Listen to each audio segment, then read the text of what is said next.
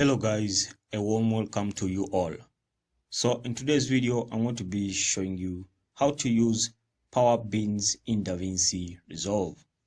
So it's a pretty simple and quick step. Come to import. Now import the video that you're going to be applying the power beams. So basically I'll import this video over here. Now tap on open. So I'll basically first come and reduce the volume a bit.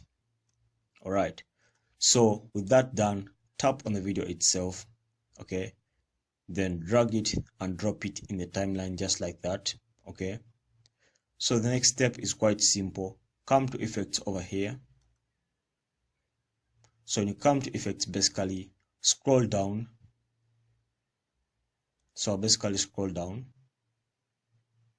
Okay, so when you scroll down, basically come to this effect that says spectrum mimic. All right, so tap on the plus icon. So when you tap on the plus icon, scroll down once again. So just follow the steps one by one. Okay, so this time round you're going to choose the first one here that says poke camera.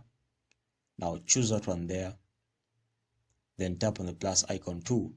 So now there are two. All right, so drag this one and drop it here after the first one. After that, extend it a bit to fit the whole video.